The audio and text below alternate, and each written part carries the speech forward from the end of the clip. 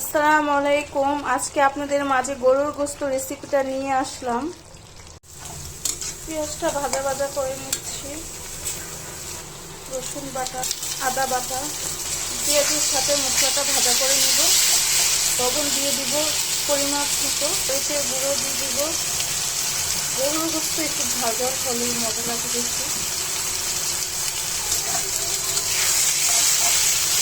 হলুদ গুঁড়ো দিয়ে দিব, ধনিয়া গুঁড়ো দিয়ে দিব, এখন পানি দিয়ে দিব।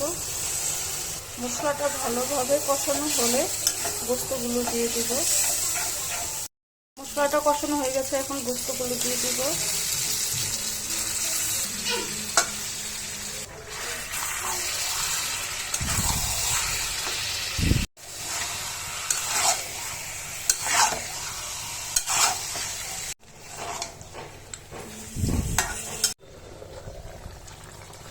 গরুর গোশত থেকে অনেক ঝোল বের হয়েছে, এই ঝোলে ঝোলে কষানো হবে।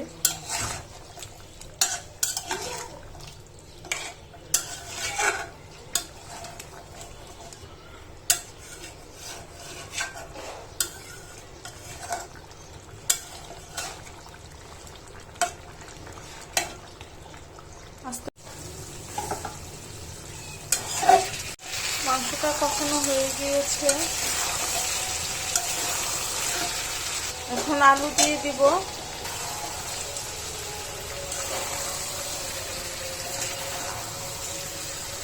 এখন গরম করা পানিটা দিয়ে দিব।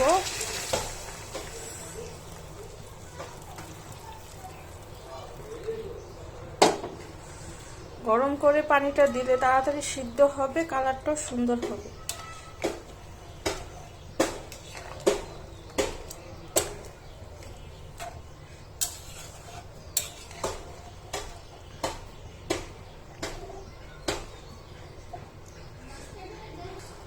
বলক চলে আসছে, এখন ঢেকে দিই।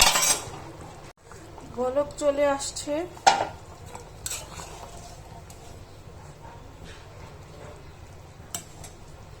এখন ঢেকে দেব।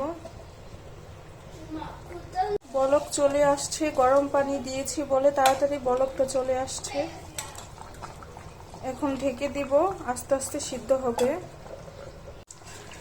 গরুর গোশতের রান্নাটা হয়ে গিয়েছে, আলুও সিদ্ধ হয়েছে। এখন টালা জিরা দিয়ে দিব।